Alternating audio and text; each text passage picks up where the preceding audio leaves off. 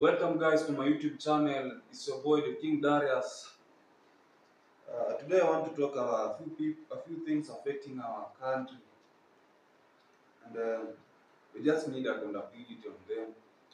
So nitakuwa nikipitia magazeti hapa nikiangalia the issues zenye zimekuwa zikitokea hapa na pale, kama ile mambo ya president donating money in churches. People have been complaining about it kwa sababu after last year Gen Z protest, president alisema no any public servant supposed to go for an errand or donate money, and now is the one doing so.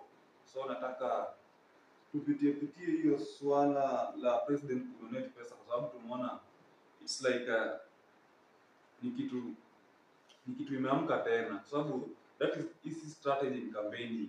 Kama unaweza kumbuka 2022 campaigning, president alikuwa na donate pesa hiyo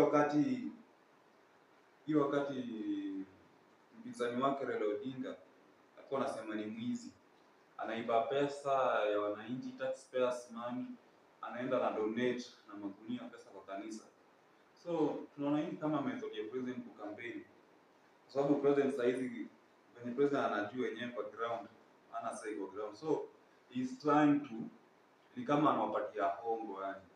Kwa nini sasa unataka kuniambia president hiyo 20 million is it necessary enda atoe tu kwa kanisa peke yake? Sababu kuna shule hazina madarasa.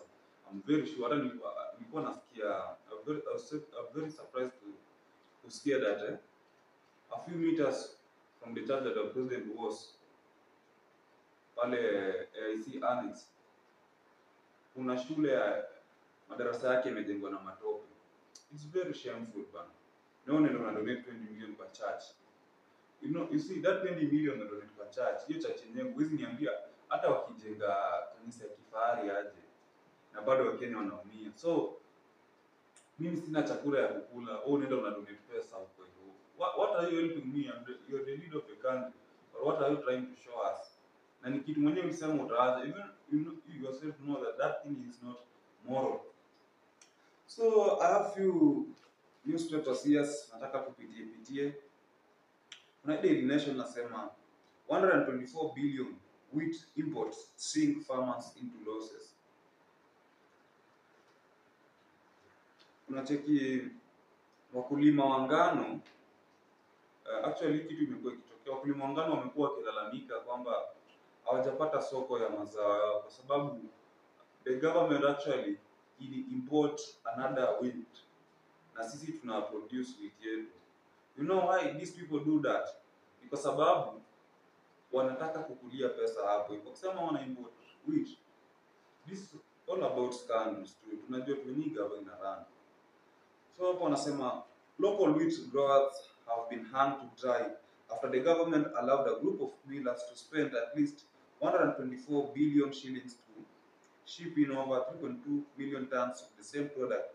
Farmers harvested in 20 farmers may be forced to sell their grain loss to avoid losing the entire harvest, with senators now probing how and why the farms were given to the non-import. Unacheki? Yani hii Kenya sijui kama viongozi tunawaelectingi wanakuanga mentally upright ama shida inakuanga nini? Kwa sababu wewe utaendaje kuimport ngano? Unajua wakulima wetu wako na ngano hapa. Kwa nini? I don't know. You are our leader. So what are you helping us with? That's why I'm telling you, in 2027, we need to be very careful which people are we electing. Sababu na shida zetu zikiendelea kukua vile kama tutabadilisha nani tunawachagua. Wao wanachagua mtu sababu ni makabila yako, akifika huko anakusahau. Hii ni kama nachukulia mfano kama by the way zingine tena naonanga yenyewe to be a leader is not something si kitu rahisi kwa kiongozi by the way. Wewe imagine saizi tuseme uandike plans zako vitu unahitaji. Tuseme unataka hapo buy some few, tuseme 2 pairs of shoes, trouser, nini. Then upate pesa ghafla. Ile kitu unajua utafanya, ile kitu itakuja kwa kichwa chako. Zile vitu uliandika utasahau. The same apply to our leaders. Ile vitu wanasemanga wakati ya campaign anasahau. Ile kitu inakuja kwa kichwa chake ndio anafanya. and that's only benefiting themselves.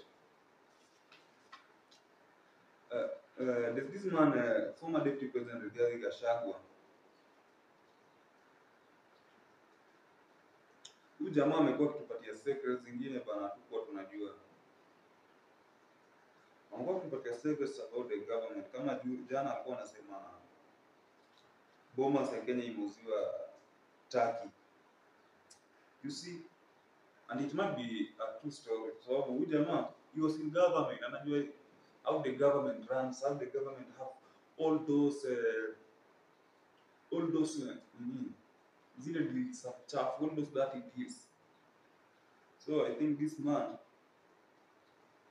for now, we just need this man to get many secrets from the government.